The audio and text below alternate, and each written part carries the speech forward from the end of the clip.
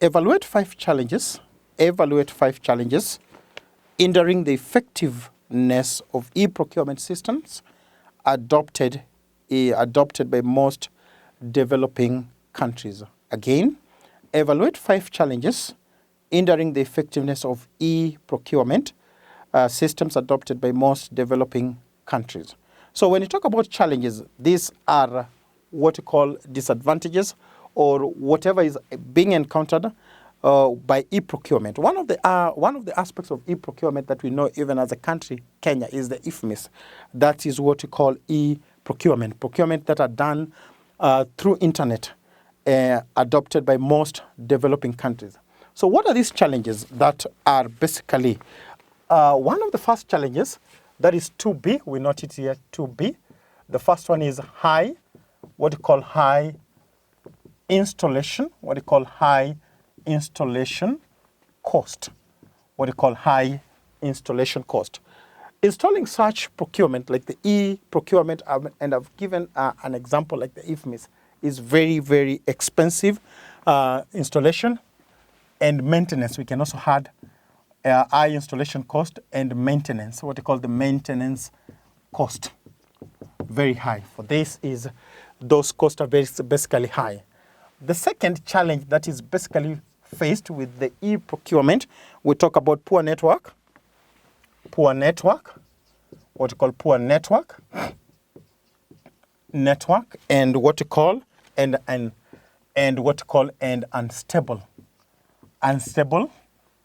power supply.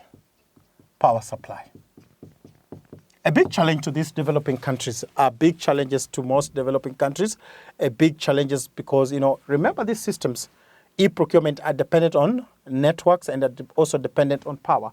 When the supply is very unstable, we know that the systems of the e-procurement will be rendered not workable. So the second is poor network and unstable power supply. We can have the next, that is number 3. The next challenge we can talk about supply resistance, suppliers resistance in using e-procurement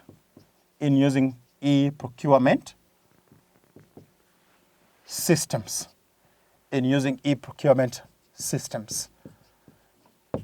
Resistance is denial. Some people, when you talk about some suppliers, will basically refuse. That could be aspect of maybe collusion, and they don't want these systems to be actually, the transactions that they carry out to be manifested in the system. So a resistance can also be a challenge where you try to adopt these systems, but at the end of the day, you fail because the people that you're dealing with in terms of suppliers fail to agree with a system.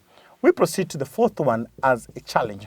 We can talk about regular changes, what you call regular changes, and update to the system. You realize that these are basically technology-based. And if these are technology-based, you realize that there would be systems that need to be added, the systems that would need to be updated, the changes that needs to be, softwares need to be incorporated. So that is one of the challenges that are basically faced by e-procurement system. We can also talk about lack of knowledge.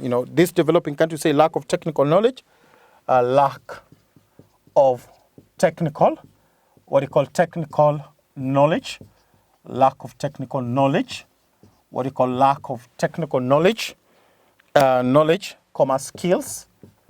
skills, and technical tools, technical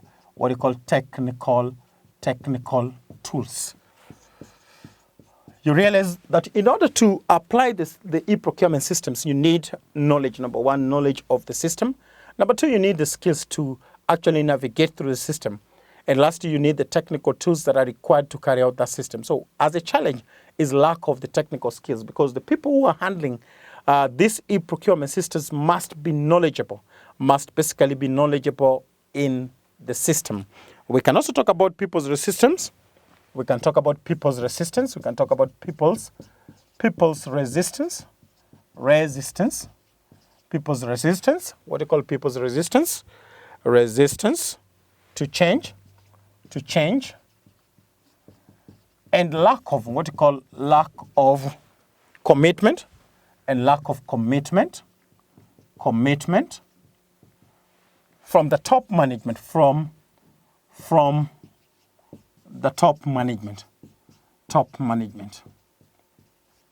from this top management. And issues of resistance maybe from the top management could be, the idea of moving away from accountability. They may never want this system to go through e-system because of accountability issues if they're not doing their job properly. We can also talk about what you call risk associated with e-procurement. We talk about risks, what you call risks associated with e-procurement. What are these risks that are associated? So we just say e.g., we can call it e.g.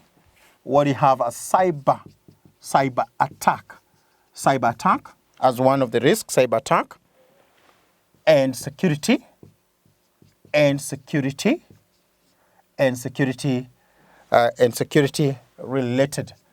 related challenges, such as hacking of passwords, That's another challenge that I'm faced with. Again, also we can also talk about difficulty. What you call difficulty in integrating. What you call integrating. The e-procurement. The e-procurement system. The e-procurement. Basically bringing the system together, e-procurement with organizations, wide we